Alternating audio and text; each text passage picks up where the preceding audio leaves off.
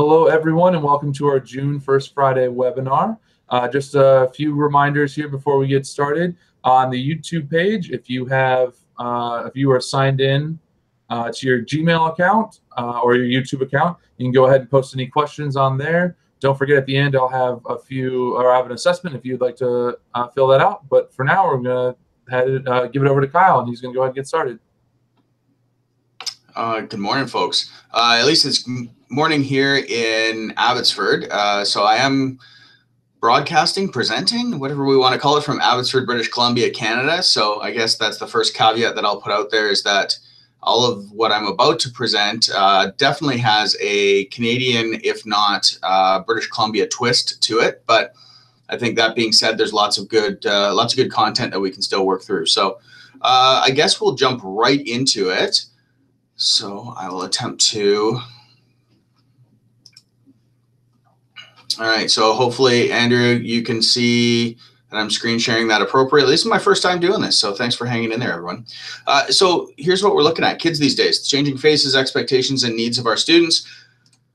We'll jump right into it. As is our habit and tradition here, we do a territory acknowledgement. So I'd like to begin by acknowledging we're from many lands across Canada and the US potentially today, which are the unceded territories of Indigenous peoples. It's an honor and privilege to live, work, and learn here, and I thank them for their patience and partnerships as we continue on reconciliation and attempting to be better than we were yesterday. So this is the brief write-up that I attached to this. You may have noticed the students we're working with are different than they were even 5 years ago. So in this jam-packed, and it will be, because this was originally designed as a 90-minute session, we're going to try and do it in 60. Overview session, we'll cite specific research, information, legislation. We'll explore how current trends around student mental health, accessibility, freedom of expression, sexualized violence, threat to the learning environment, service expectations, communications, and styles more are complicating our work. I hope you have questions and a sense of humor. You'll need it. So Andrew did mention that there is the group chat bar. So if you have questions, feel free to launch with them as they happen. I'll try and answer them as we go. We'll go from there. So this is me. I'm the Director of Student Life and Development at University of the Fraser Valley, which is located in picturesque Abbotsford, British Columbia, Canada. I've been doing 19 years of student affairs experience in Canada and the US. So the last 10, I guess 12 here in Abbotsford and the lower mainland of British Columbia. And then prior to that, I was on the East Coast in New Jersey. I'm a generalist, but my specialization is really student conduct and threat assessment. And currently I'm the co-chair of the CACUSS, which is the Canadian Association of College and University Student Services, effectively the Canadian version of NASPA, Conduct Community of Practice. I do have to say that today the views are my own, and my pronouns are he, him, his. So disclaimers, obviously all the things we're going to be talking about today, there is a measure of informed consent that I do need to mention. There will be some difficult content.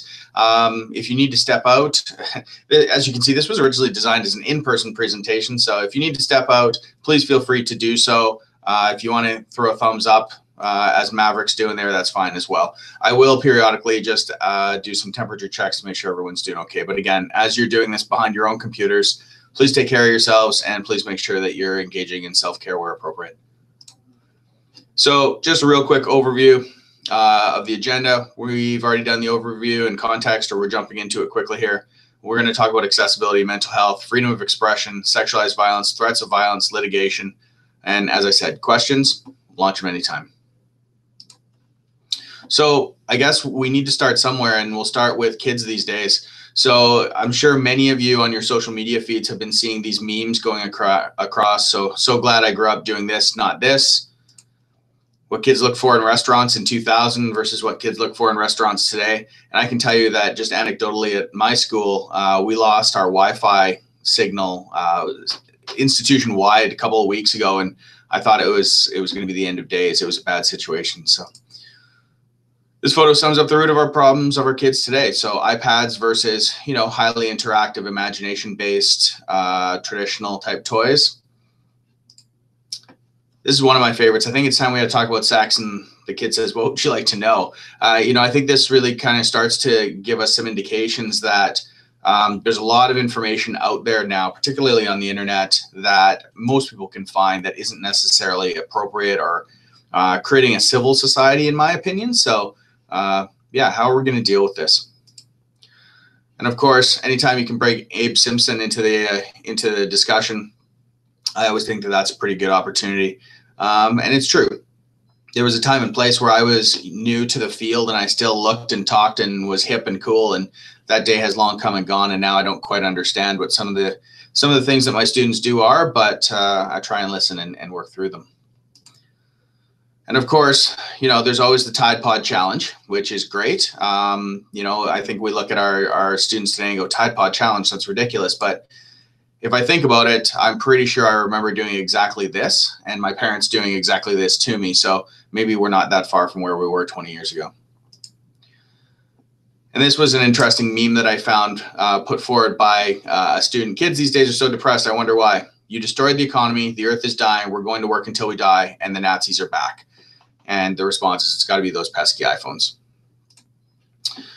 But then we get people like David Hogue and Emma Gonzalez who, kind of come out of the dark and come out of bad situations. And I think, in my mind, really give me hope for our students and where they're going and what they're capable of. And at the moment at which the NRA starts to engage in political action against 17 and 18-year-olds, that they're actually gaining traction. That they're actually getting a result. And whether or not you agree with gun control, whichever side of the equation you come down on, you have to respect the fact that they are making noise in some way, shape, or form that's causing a reaction. So why this topic? Why now? I think there's, a couple of things really quickly. Legislative framework, obviously in the US, you all have been dealing with Title IX for a while. In Canada, we've got a couple of regional legislations that have come forward in Ontario, our largest province, in British Columbia, our third largest province, that are requiring sexualized violence prevention, education, and response policies, protocols, and processes. We're also seeing strategic enrollment management. As most of us who are familiar with STEM kind of came out of Boston College in the late 70s and is really focused on student success. And this, let's not make any bones about it, this is a student success issue. If students aren't feeling safe, if students aren't feeling supported, if students aren't feeling accommodated, they're not going to be successful. And that for us is an enrollment challenge. So if we really just boil it down to that, STEM is at the heart of what we're doing. Increased service expectations. I don't know how many of you have experienced this, but I've been getting more and more emails at 11 o'clock, 12 o'clock, 1 a.m. and then students expecting me to respond before I'm even in the office. So increased service expectations, not only from students, but from parents. I think that also leads to increased accountability. We're talking about our governments starting to look at key performance indicators or graduation, time to graduation, or graduation rates, or whatever metrics that they're looking at using, whether it's governments or parents who are starting to ask us to assess and to report out on what we do. In the US, you all have had the Clery Act for years. We don't have that in Canada, but it's really a matter of time till it gets here, I feel. When we've got documentaries such as The Hunting Ground out there, there's also a growing media attention to what we do and how we do it. So lots of different ways. So let's jump right into accessibility. I think what we've seen broadly, particularly in Canada, but across the US as well, is there's been a pretty broad change in societal views and a reduction in stigma. We're seeing people now who have come out of the shadows and I think are really existing and participating in a hopefully fulsome way. Obviously, there's a lot more work that we can do. But just to give you a sense, so I've given you the UFV context. So this is my institution. This is the increase in number of students with the diagnosis registered with our Accessibility Services Center. So in 2015, we had just over 900. And to give you a sense of scope, UFV is a school of 16,000. We're kind of a mid-sized state school, if you will. So in 2015, we had 900. In 2018, we're now at 1,200 plus and growing. That's a 33% increase over 3 years. And curiously enough, if any of our other programs had seen a 33% increase in 3 years, I think all of us would be really excited about that increase in engagement. But here, that is, it's troubling because that means those are students who have accommodations that we have to meet, and those are students who we have a legal responsibility to. So quick question, which category do you think has been the longest increase or largest increase within those diagnoses? So assuming kind of the base of learning disabilities, physical disabilities, mental health disabilities, anybody want to guess what has been the single largest increase in that pool? Well, if you said the answer was mental health, you'd be absolutely right. The growth in mental health diagnosis has been fairly staggering. It's the single largest population within ours right now. And the increase in mental health diagnosis is often resulting in an increased request for accommodations. And I don't know what it's like in the US, but what we're seeing right now is we're seeing an expanding scope of the nature of requests. So we're getting lots of requests that are a little undefined, or the diagnosis or diagnosis is a little undefined or a little vague, and we're being asked for fairly broad accommodations. So the question that we've been working with here is what can be accommodated and what can't. So here in Canada, what can be accommodated? Note taker, sure, yeah. If you have, if you have some sort of challenge that's preventing you from taking adequate notes, we'll provide you one of those. Extended exam time, absolutely. And that's a little bit of even a negotiable one, in that if it's, time and a half and we're finding students are still struggling, we'll go back to the faculty member and ask if it's possible to get double time. Class absences, again, this is actually an interesting one. Class absences under Canadian law are not an accommodatable, not an accommodation that we can offer. The idea being that accommodations are meant to even the playing field, not lower the bar.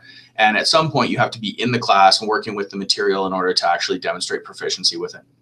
Specific seating location, absolutely, that is very much an accommodated request that we can do. Again, the undefined protected status accommodations are challenging, and I've got some examples in litigation at the end here that you can have a look at. I will also note that any data that you see here is referenced at the end, so you can go and have a look at that if you want. So accessibility, what can you do? I think the big thing is, if you are having questions about accessibility, if you're having questions about accommodations, particularly in your residence hall, connect with your accessibility office immediately. So for us here at UFE, we actually have a student who is now an RA who has physical mobility limitations and is in a wheelchair. And we actually had to look at, okay, if we hire him, which we did, what do we need to do to automatic door openers? What do we need to do to our evacuation protocols? What do we need to do to rounds even? Because we have external building rounds. So how do we do that? How do we accommodate him for that and still meet our operational needs as well? So connect with your accessibility office. They're a wealth of knowledge. Here in British Columbia, we also have a service called caperbc.ca, which is a consortium of our post-secondaries that produces alternate materials, if you will. So for us, this is a great resource if we're looking to create Braille materials for a blind resident or a visually impaired resident, or if we're looking to create universal design within our communications. They've been great to help us, though. So check that out if you're interested. Mental health. I've got this sorry no image available up on the PowerPoint here, and I really wanted to draw your attention to that because there is no picture of mental health or mental illness right now. It can be anyone, it can be everyone. So, what are people actually encountering? I can tell you that what we're encountering, lots of mood disorders, so anxiety and depression, personality disorders, bipolarism, borderline personality, and schizophrenia, lots of cognitive impairments and learning disabilities as well.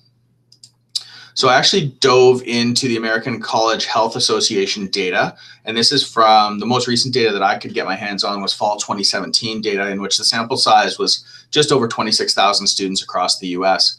And the ACHA at that point was asking students, what have you felt at any time in the past 12 months? So what we've got here is hopelessness, overwhelmed, exhausted, very lonely. And you'll see the first number is students who identify as male, second number is students who identify as female, and then the average of those two. So when we've got an average of half of those students responding, or over half, that they've got hopelessness going on, 87% feeling overwhelmed, 83% feeling exhausted, and 64% feeling lonely. Or very lonely. That's concerning for me from a lot of stances. I hope it's concerning for you too. If we also look at very sad, depressed to the point where you can't function, that's a 40%. That's 4 out of 10 of our students. overwhelming anxiety, 61%, and 13% who have seriously considered suicide. So if you've got 1,000 residents in your buildings right now, on average, you're looking at 130 of them who've seriously considered suicide in the last 12 months. And if that doesn't send a little bit of a shiver up your spine, yeah, welcome to residence life, right? So this is more data.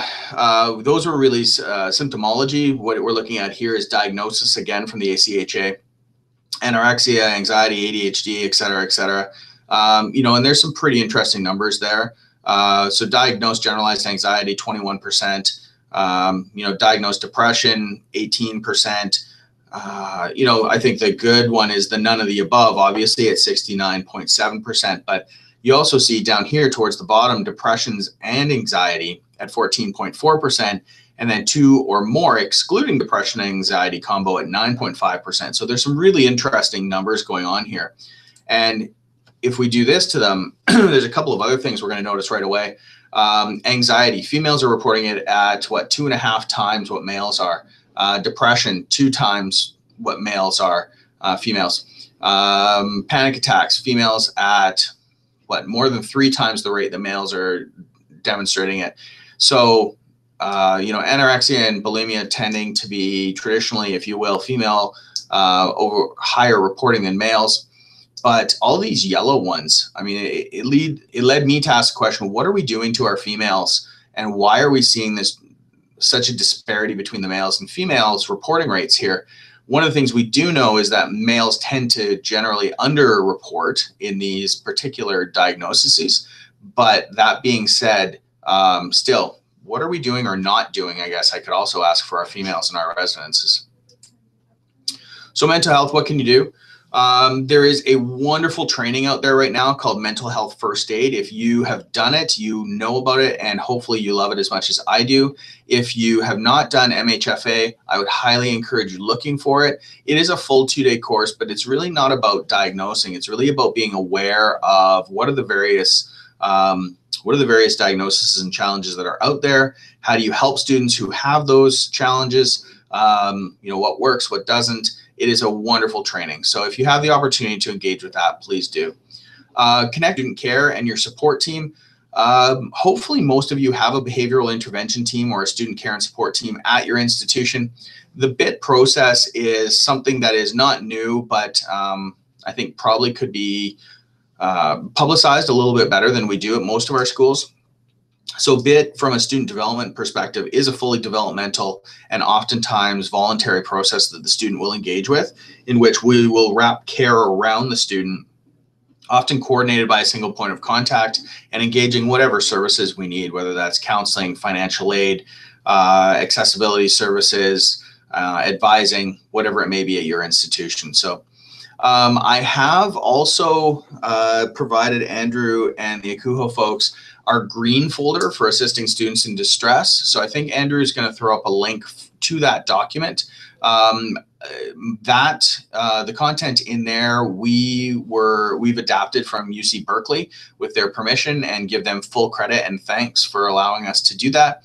We have put our own spin on it, but so you know what that looks like. I will attempt to.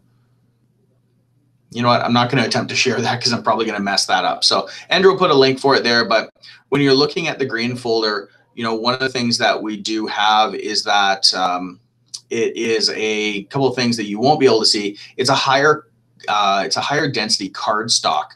The idea being that it is an 8.5 by 11 folded, or pardon me, it's 8.5 by 11 when folded. So faculty members can actually take this with them and use it to put class materials in. And it will stand up to a semester's worth of abuse. There is an easy, handy flow chart on the back of it. So if a faculty member is seeing or experiencing something in class, there's information as to what to do, who to call. And then inside, there's lots more information as well. So again, if you're interested in that, Andrew will be able to share that with you.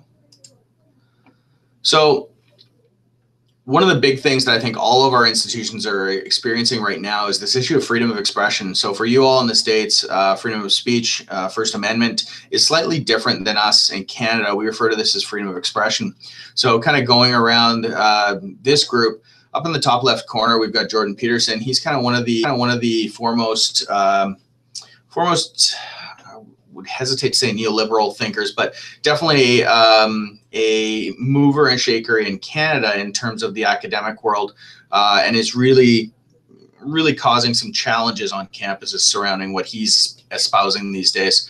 Obviously, the Antifa movement. The gentleman down in the middle, or bottom in the middle, is Roosh V, for those of you who aren't familiar. He is a fairly ardent misogynist and has been banned from the UK for his views and for the things he's been espousing lately. Obviously, in the bottom right, we've got Milo Yiannopoulos, again, kind of the alt-right, or a thought leader in the alt-right. Up in the top right-hand corner, we've got Richard Spencer, of course, also, again, from the alt-right, some would even say from the white nationalist movement. And in the middle, this lovely young woman is Lauren Southern. And Lauren is actually an alumni from my institution who has also been banned from the United Kingdom for hate speech. So when she comes back to my institution, that usually perks up some ears around here. So if any of these people have ever wanted to come and speak at your institution, chances are you've seen some interesting backlash amongst your student population. So here in Canada, freedom of expression is the law that we work under, and freedom of expression and academic freedom. And I really want to draw to everyone's attention that freedom of expression and academic freedom are not the same thing. There is definitive differences between the two. There is a document that I've got, and I will link to as well, that is the Canadian Association of University Teachers and their academic freedom statement. So academic freedom generally is the freedom to research, the freedom to write, the freedom to publish, the freedom to share appropriate views, or to share views in the classroom, the ability to criticize your administration if you should choose. That is different and separate from freedom of expression, and those are important things to talk about. Pair those issues with trigger warnings and safe spaces, and of course, as everyone knows, we've got a little bit of a volatile situation. So the conversation on safe spaces is an interesting one, because I think we've got multiple definitions of safe spaces being used at the same time, which is creating some challenges. I think we've got the definition of safe spaces that is coming out of the philosophy of trying to create spaces that are free from harassment, create spaces that are free from bullying, create spaces that are free from targeted hate speech.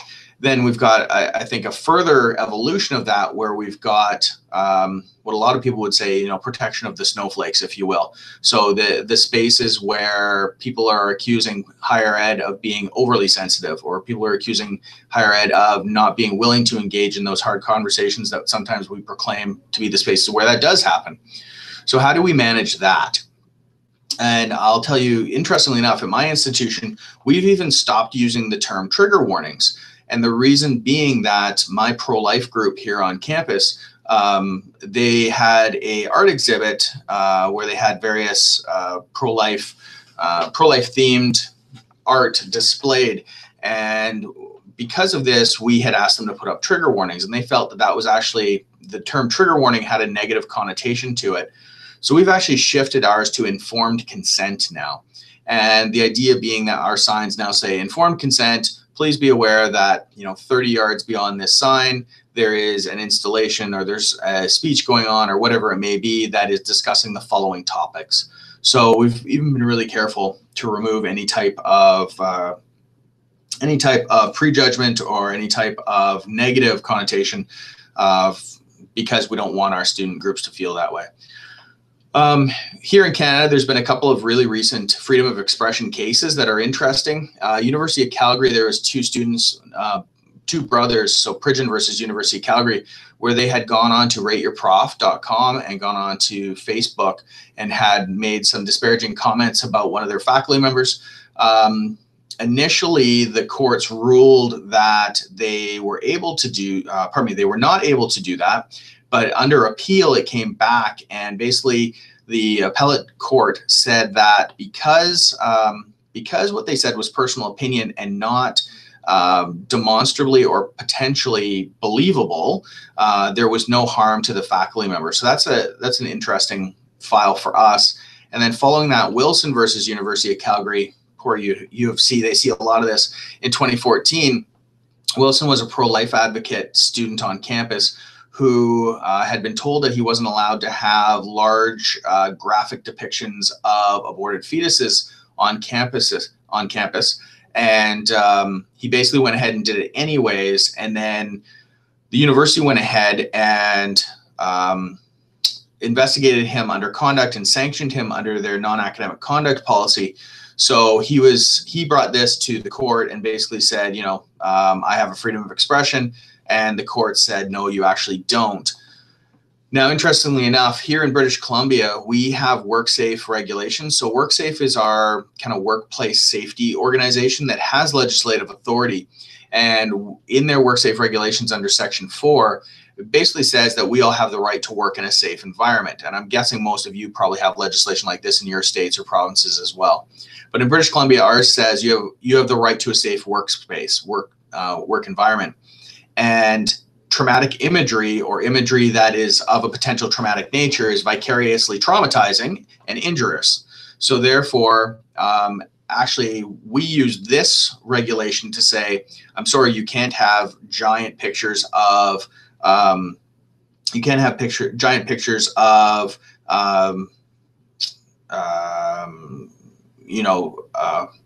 trying to think of, well, let's just go with the example that I used already of aborted fetuses, because that could be traumatizing to anybody who sees that. Now, what we do have to do is we do have to give them a space where people can therefore go in to look at that and engage with that if they should choose, but they can't have it out on our campus green. There's been a really interesting ruling here in British Columbia recently on common space use that basically found, and this was in the BC Civil Liberties Association versus the University of Victoria in 2016, when the university books space for non-academic extracurricular use, it is not implementing a specific government policy or program. Therefore, basically, if it's not an academic teaching activity on the green, we have the right to regulate it, and therefore freedom of expression does not apply. So the charter gets exempted in this case. To translate that into the American context for you, it would be like having a First Amendment free zone where the university has the ability to say, no, you can't. So what's the difference between external student and faculty organized events? External events, you know, if you've got a group who's wanting to come on campus and march through your campus as they saw at UVA, this gives us the power in BC anyway to say, no, I'm sorry, you're not permitted. Student groups, it gives us the ability to say to them, you're going to have to work with us, and we'll still try and help you with that. Faculty organized events are something completely different. Faculty, because it's under potentially the academic freedom, you run the risk of running head into that. So just something to be thinking and cautious of. So I'm not actually going to activate these. These are embedded videos, but these are some of my favorite videos. So what you see here is 3 videos. The one on your left, the one in the center are scream preachers in Florida. And the third one on your far right is a scream preacher in Edinburgh, Scotland. And so these, as many of you know, my understanding is on American campuses, particularly state-sponsored or state land-grant universities, because of the First Amendment and because of space use, these folks can come on campus and they have portable megaphones and they can basically say whatever they want as long as it doesn't breach hate speech. So what we've got here is we've got 2 young women and a young man who broke out their bagpipes. And basically they go and they play their bagpipes directly beside these scream preachers and drown them out. So it's a very interesting way that some students are actually finding to combat against this. So when it comes to freedom of expression, what can you do? The Educational Advisory Board had a phenomenal webinar on this a couple of months back. But good professional practice and risk management, I think, is really where to start with this. You know, we've seen a number of institutions recently cancel large gatherings or off-campus speakers due to safety reasons. Sometimes it comes off as a little disingenuous or a little contrived, but you have to work with what you've got. You need to establish relationships with vocal groups. So for me, I know all of my vocal and my active groups on campus, and I meet with them on a regular basis to say, hey, what's going on? What are you working on? What's coming down the pipe? How can I help you with that? Let's talk about the risk management that we need to do so that nothing's a surprise. Everything's out in the open. And I'm actually seen as an advocate rather than somebody who's a barrier. Obviously, be well acquainted with your current case law in your region so that you're able to reference it and use it as needed. So sexualized violence, I think most of us have seen the stats. So these are stats coming out of Stats Canada. So 1 in 3 Canadian women will experience sexual assault in their adult life. Same study, they found that 39%, so 4 out of 10 Canadian women report having been the victim of sexual assault at least once since the age of 16. Some of you are probably familiar with this. This is the sexual assault spectrum. I got this courtesy of the Washington Coalition of Sexual Assault Programs, starting with oppression in the middle, all of our isms surrounding that, and then spiraling out into misogynistic, gender violence, sexualized media, et cetera, all the way up through rape and murder. So when we're talking about sexualized violence and all the things that we just saw on that slide, curiously, in a specifically Canadian study, Charlene Sen in 2014 found that among 899 first-year women that were surveyed across Canada, 58.7 had experienced 1 or more forms of victimization since the age of 14. 35% had experienced at least 1 completed or attempted rape, and 23.5 had been raped. Among the 211 rape victims, 79.6 or 168 of them occurred while women were incapacitated by alcohol or drugs. So, if we're talking about educational programming or anti-substance use programming in our dorms, our residences, that is definitely a damning stat, at least in Canada. So cyber sexualized violence, I think we're all fairly aware of this right now. Curiously, I gave this presentation to a group of, I would say, professionals who are a little further along in their career a couple of weeks ago. And you'll notice all the emojis around the perimeter of this slide. It was interesting to go through each of those and ask these senior student affairs professionals what they thought each of those was actually a euphemism for. I learned a lot. So anyways, what we know about cyber sexualized violence, it's one of the most prevalent sexualized violence acts. So Madigan in 2017 found that 1 in 7 teens worldwide had been a victim of cyber sexualized violence. And Strasbourg in 2013 found that 49.7% of American teens had also been a victim of sexualized violence, cyber. Now, the interesting thing there is that's 2013. I'd love to see what that data has done in the last 5 years. I would not be surprised if that number has gone up. So when we're talking about sexualized violence of a cyber nature, we're talking about unsolicited, so for lack of a better term, dick pics. You swipe right and all of a sudden you've got penises showing up in your inbox. Revenge porn, so where we've got, intimate pictures or video that has been taken of a partner during a consensual act, and then without their consent being shared and or being shared and or posted, and then shaming porn, where basically you've got again that going on, but trying to basically say there's some sort of moral deficiency at play here. So it's important to know that cyber sexualized violence can be a criminal act, and it's likely a violation of your institutional policy in some way, shape, or form. The criminal act will depend on your region and your specific legislation, but all of us have institutional policies that should address this. Incidentally, if you don't know what any of those emojis are, just Google emojis with sexual innuendos, and it's a bit of an eye-opening experience. So what can you do? Here in British Columbia, we have the BC Sexualized Violence and Misconduct Policy Act. So this is legislation that was enacted in May of 2018. May of 2017. It's in act now. That basically said that every institution must have a Sexualized Violence and Misconduct Policy Act. And that must lay out how we educate, how we prevent, how we respond. It's problematic here in British Columbia because it only requires institutions have a policy, that we publish it, we review it, and we report on it. It doesn't have any regulations, it has no scope, and it has no enforcement. So it's really been left to the institutions. Here at UFV, we have engaged in a tri-pillar strategy: prevention, education, and response, which includes a disclosure and reporting mechanism. I think for all of you in the US, I feel like we're a couple years behind where you all are, but we're unfortunately closing the gap. Institutional policies are really important here, whether you're dealing with harassment, conduct, or sexualized violence policies. You need to know what those are, you need to know how to use them, and you need to know what the resources on your campus are.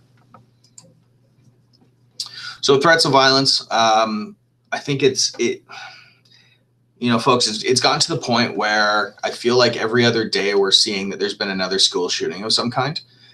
And every time, I don't know, every time I see university or college in the name of whatever school has been shot, it creates a little bit of pain for me, because I know we all know everybody in our field and we all know our colleagues. And yeah, it feels like it's just a matter of time. And that's a bit of a sad thought. That being said, the role of our threat assessment teams and our behavioral intervention teams, I think, is critical here. So most institutions, if not all, now have threat assessment teams and BIT teams that are basically going ahead and gathering information when concerning student behaviors are being reported. They are tracking students, they are tracking information, they're making assessments.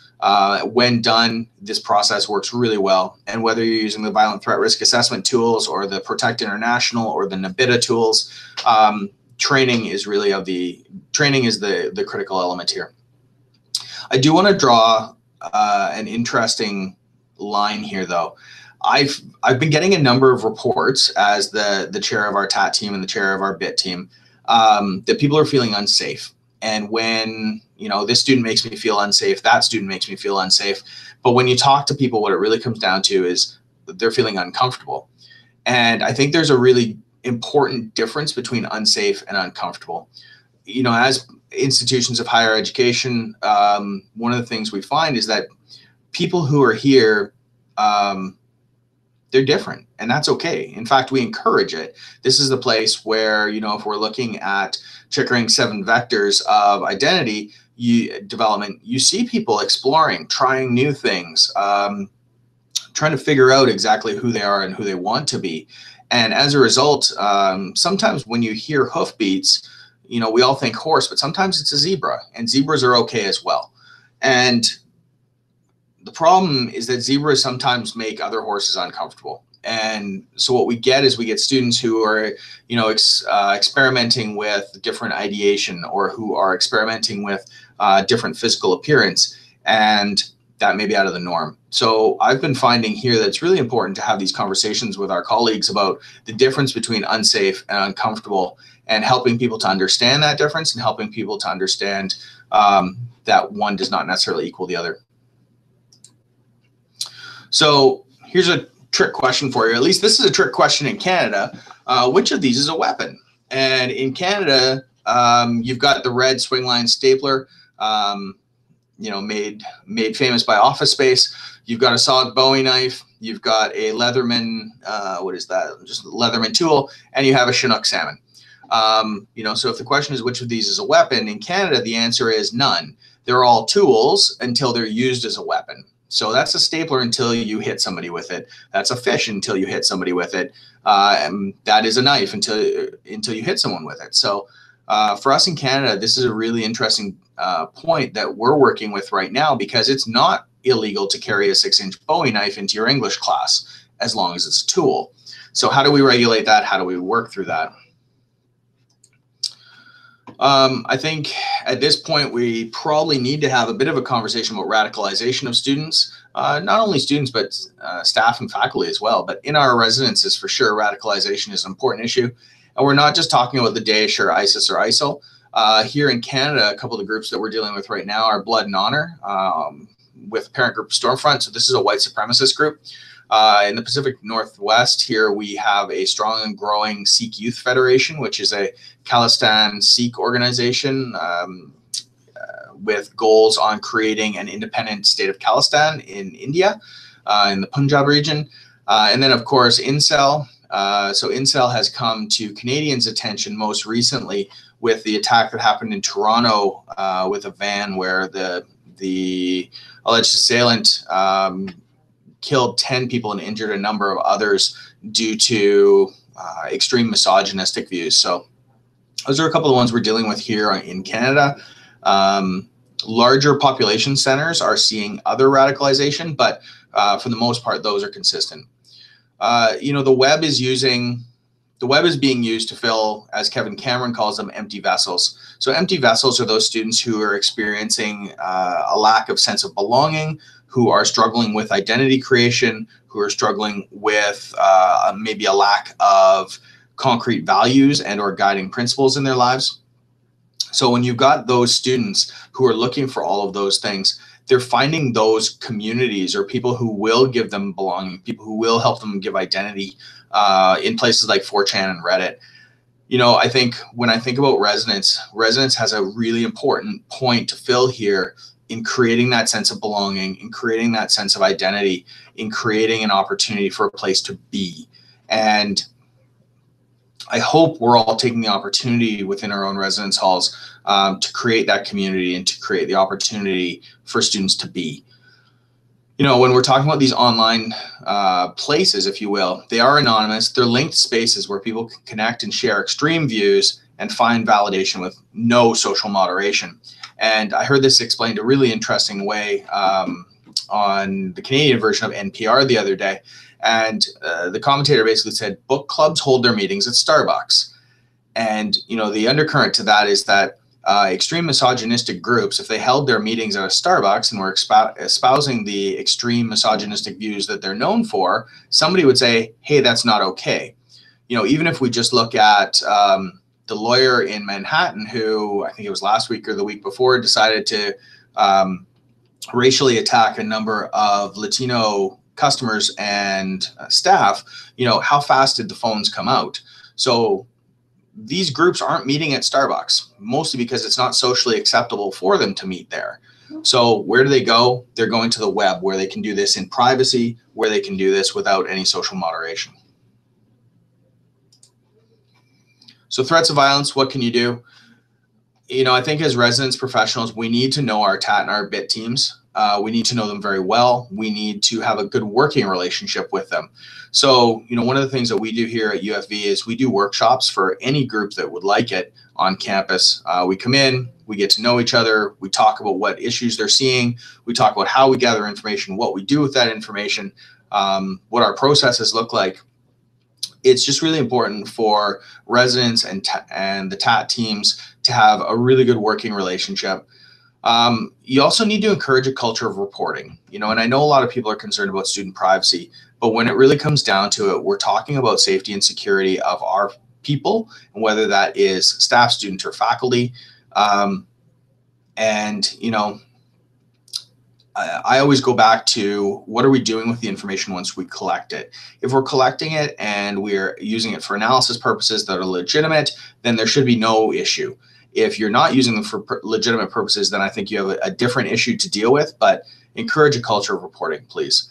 And that includes the notion of see something, say something. So, on our campuses these days, it's really important that when we do see something, we report it to somebody who can deal with it appropriately.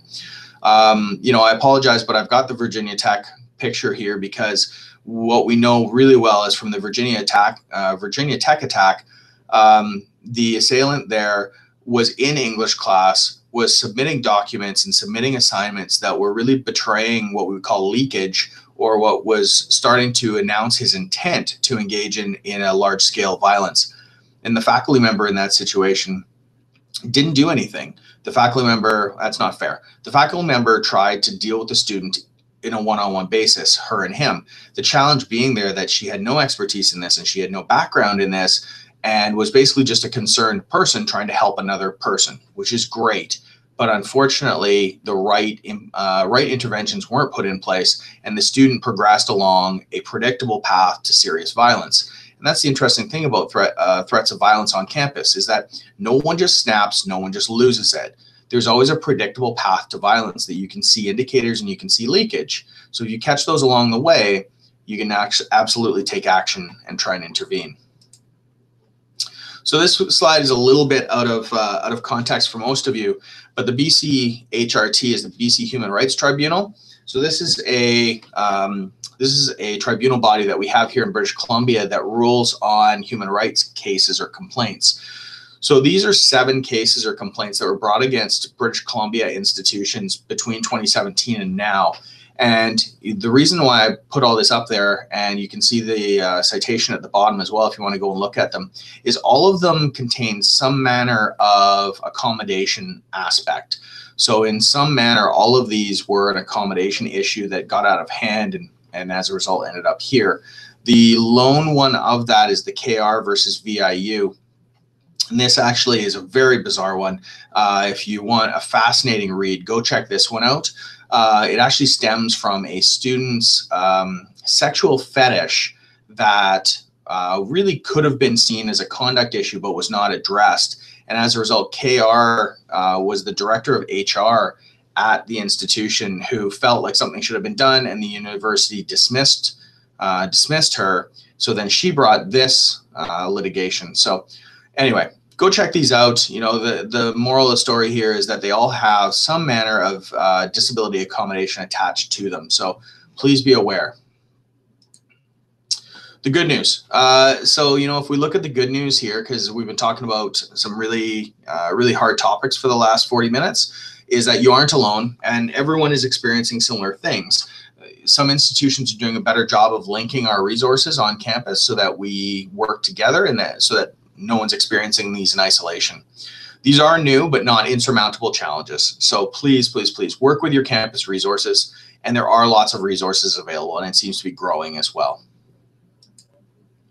So as promised, here's the references that I've used. First page and the second page. So go check those out. There's some really interesting content there. All right. So Andrew, I'll kick it back over to you at this point.